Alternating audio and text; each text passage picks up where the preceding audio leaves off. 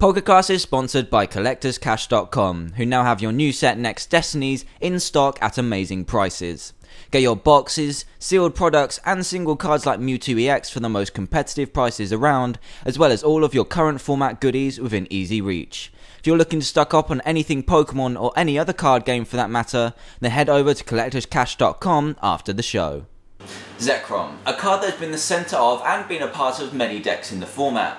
ZPST came first with its hard-hitting 120 attack, donking its way to a huge amount of City Championship wins not so long ago, and it also has its place in Magnezone Eels as the early attacking option. However, with the addition of Next Destinies and its EX counterpart Zekrom EX added into the mix, Zekrom's going solo with its buddy Eelektrik to create arguably the best deck in the format at the moment, Zekrom Eels.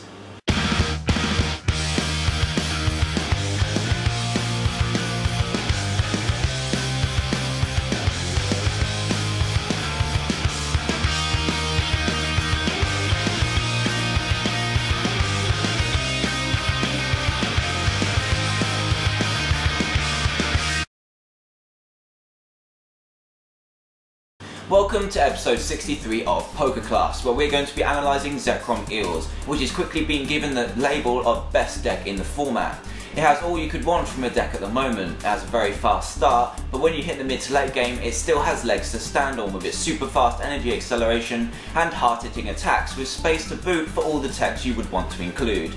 Top all that off with being super consistent and you have yourself a deck that is ready to take on the fast format we have just moved into. Let's begin by looking at a bare bones skeleton list, and I say bare bones because there are a lot of options you can take when building this deck. You can go straight forward and keep it as consistent as possible, or you have the space to tech it out against whatever you want, be it Pokemon, trainers or even energy. Here's the list and we'll start by going over what we have here already. We start off with a 4-free Eelektrik line with 4 of the free retreaters in there instead of the 40 HP ones, which were the choice for Magnezone Eel decks not so long ago. But why the weaker ones? Simply because of its free retreat, which is invaluable when you have Eelekrik's ability only attaching to the bench. Yeah, it is worrying to start with a lone Dynamo going second, but at least you have the free retreat to get it out of there if you survive the first turn. The 30 HP instead of 40 can be a little bit worrying because of more things can KO it, but 40 HP is still pretty fragile and you can always put in some of those 40 HP ones anyway if you want a bit more freedom with your mini Eels. I wouldn't recommend going any higher than 3 Eelektrik because you can bank on at least one of your Dynamos getting KO'd early on, making that 4th Eelektrik useless when it comes to the rest of the game. 2 Zekrom from Black and White make up some of your early game pressure without giving away 2 prizes in the process. Sure, it damages itself with recall damage, but you should expect it to be return KO'd anyway, giving your opponent just the 1 prize rather than the 2 they would get off of Zekrom EX or Mewtwo. 120 damage is still an extremely solid amount of damage to do in this format when you aren't an EX, and gives you an easy 2-hit KOs on all EXs your opponent will be running, giving you 2 prizes, but them just the 1. Some people don't even run the normal Zekrom in their list, but I find it to be a great card when you are expecting the return KO next turn, but only want to give away just the 1 prize. 120 damage which can be set up in just a single turn is just too good to pass up. Cleffa is starting to take a backseat in many lists now by not even being included in decks that just need to evolve the ones without rare candy. But I still like it to include since dead hands can still happen here too. You will have your fair share of draw supporters in your list, but having that extra Cleffa just makes sure that you're still going to be making a collector a useful card when you have nothing else to follow it up with.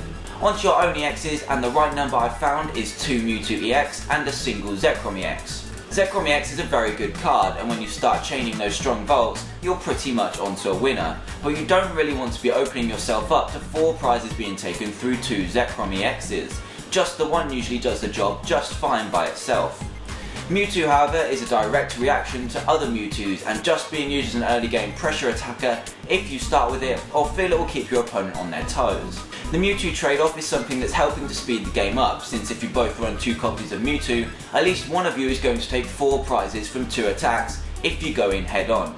The only issue with this is that maybe KOing your opponent's Mewtwo with your own isn't always the way to go. A 2-hit KO on an opposing Mewtwo with 2 of your own Pokemon, only giving up 1 prize in the process, is going to be better for you when you take 2 prizes rather than giving up 2 easy ones back. However, 2 Mewtwo is unfortunately going to be needed in most decks at the moment because it is just that good. And that is all of your Pokemon covered so far. These are the bare minimum Pokemon you should be including and can be added to later on, but this should give you a decent start. On to trainers and supporters, and there are two main ways you can go here. The first is the one we currently have in the skeleton list, which the draw lines are made up of Pont and Professor Juniper mainly. In this version of the deck, I would say 3 or 4 Juniper is almost an absolute must, since you need lightning in the discard pile early on, and it can net you a ton of cards needed to carry out what you want to do in your turns. The third form of draw is where you can make the build a little bit more personal to yourself, and you have two main options, either Sage's Training or N. Sage's Training seems to be the obvious choice, since it can net you 2 cards you need and discard those lightning energy you don't need right now into the discard pile. But if you hit a Sage with no energy in it, which happens a fair bit, then you are in a bit of trouble. I'm a personal fan of Sage's Training, and it works a treat in the likes of Reshiram Typhlosion, but in this deck it just seems to lack the power it does in other decks, since a lot of your deck you don't want to be discarding other than energy. Now you may be thinking that this is true, so why run Juniper? The difference between Juniper and Sage is that you get more freedom of choice, most of the time, with what you discard with Juniper, whereas Sages, you have to discard 3 cards, which starts to rack up when you start playing 3 or 4 copy of these guys. I honestly don't like Sages in this deck, as conserving your resources is going to be key in the mirror, and hoarding plus powers, junk arms and catchers is going to be your key to victory almost every time, so discarding them through Sage isn't productive at all. However, Sage is still okay in this deck if you're going a bit more aggressive with your playstyle and don't mind discarding a few too many resources. If, like me, you don't like Sages all too much, then go with N, the next most solid draw supporter we have at the moment. This card acts like your 5th and 6th Pont in the early game, but can cripple opponents in the latest of the late game.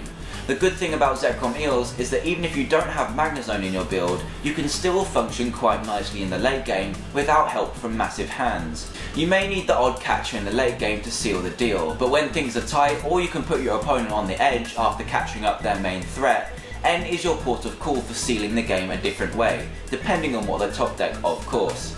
I really like this card, and many other players just love the option of making a comeback or cleaning up a game that has been really close.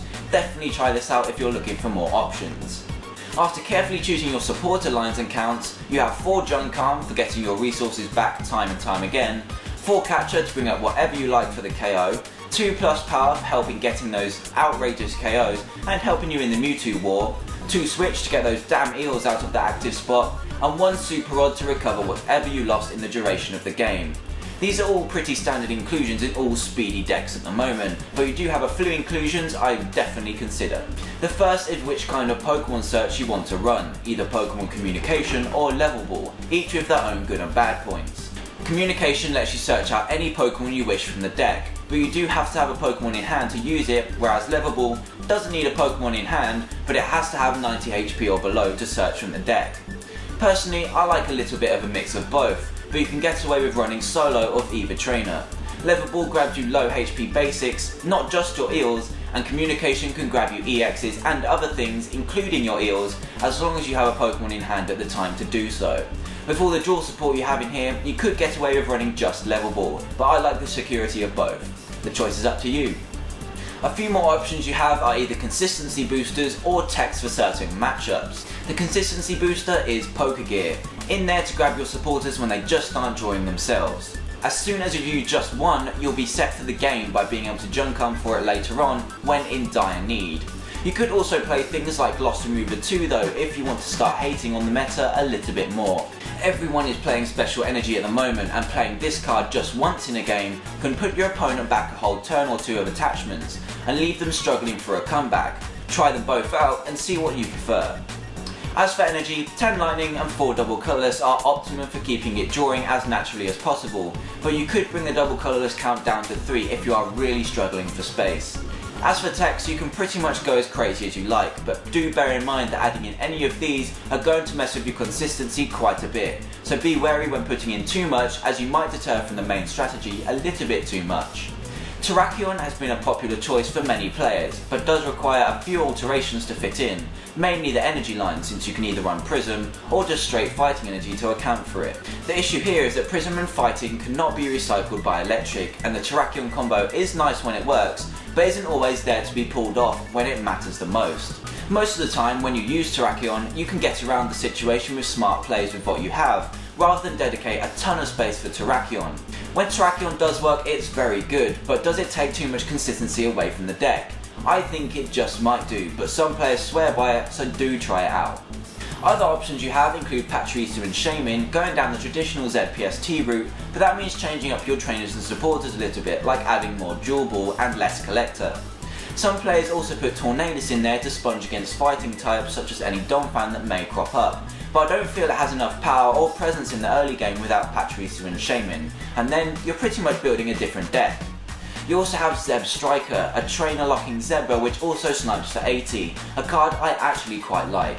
It's really good against Duran and has free retreat to bust you out of tricky situations. However, this also takes a lot to fit in, and having a 1-1 line really isn't ideal, so 2-2 is the way to go.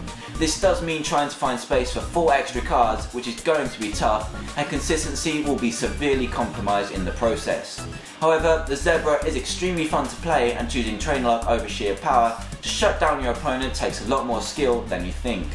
As a final note, I will mention Thunderous, a card that has been the pivot of many Lightning based decks since you can search your energy out of the deck and can hit for 80 damage by turn 2, applying early pressure and getting energy into the discard pile early on in the game. I think that if you have one more space to fit an extra Pokemon in, then go for Thunderous, since it has the best start you could possibly wish for if your hand is good and gives you a much stronger early game than you already have. So that is pretty much Zekrom Eels all summed up for you. The deck is fast as anything, but can still withstand the late game, and with the variety of techs you can include, you'll never be short of options in this awesome deck. Give it a try if you're still stuck for deck choice, but definitely test against it if you haven't already, as it will be hitting the top tables at the states near you. Thanks for watching this week's episode of PokeClass. Please subscribe and take a second to leave a like in the bottom left hand corner, I would really appreciate it. Once again, thanks for watching, and I'll see you all next week. Till I get home, so I can